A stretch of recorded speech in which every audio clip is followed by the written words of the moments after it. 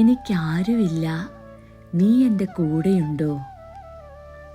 ഈശോയിൽ സ്നേഹമുള്ളവരെ, വിശുദ്ധ കുർബാനയുടെ തിരുനാൾ ആഘോഷിക്കുമ്പോൾ എൻ്റെ ഒരു കുർബാന അനുഭവം നിങ്ങളുമായി പങ്കുവയ്ക്കാൻ ആഗ്രഹിക്കുകയാണ്. എൻ്റെ ജീവിതത്തിലെ ഏറ്റവും വലിയ പ്രതിസന്ധി ഘട്ടത്തിൽ ജീവിതം തന്നെ മുന്നോട്ട് പോകുകയില്ലെന്ന് തോന്നിപ്പോയ നിമിഷങ്ങളിൽ, നിരാശയും സങ്കടവും എൻ്റെ ജീവിതത്തിൻ്റെ ഭാഗമായിരുന്ന നാളുകളിൽ ഞാനും കർത്താവിനോട് ചോദിച്ചു, എനിക്കാരുമില്ല, നീ എൻ്റെ കൂടെയുണ്ടോ?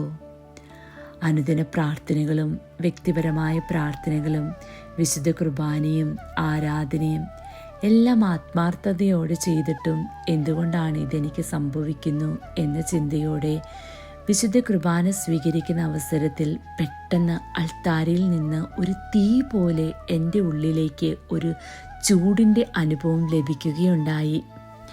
എൻ്റെ ആത്മാവിനെ ഉണർത്തുന്ന ഒരു ദൈവിക ഇടപെടലായി അത് മാറി.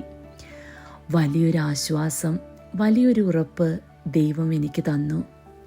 ഏശയ്യാ പ്രവാചകന്റെ പുസ്തകം 41 അധ്യായം 10 വാക്യം, ഭയപ്പെടേണ്ട, ഞാൻ നിന്നോട് കൂടെയുണ്ട്. ഭ്രമിച്ചു നോക്കേണ്ട, ഞാൻ നിന്റെ ദൈവമാകുന്നു. ഞാൻ നിന്നെ ശക്തീകരിക്കും, ഞാൻ നിന്നെ സഹായിക്കും. വലിയ ആശ്വാസം ലഭിച്ചതോടുകൂടി ഞാൻ തിരിച്ചറിഞ്ഞു, ദൈവം തിരുവോസ്തിയിൽ സജീവമാണ്.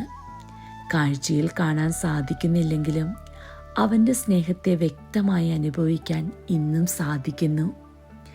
ഓരോ വ്യക്തിക്കും തൻ്റെ ജീവിതത്തിൽ കുർബാന അനുഭവം പല രീതിയിലാണ് ലഭിക്കുക. നിങ്ങൾക്കും കുർബാനയുടെ അനുഭവങ്ങൾ ഉണ്ടായിട്ടുണ്ടെങ്കിൽ നിങ്ങളുടെ അനുഭവങ്ങൾ കമൻറ്റ് ബോക്സിൽ പങ്കുവയ്ക്കുമല്ലോ.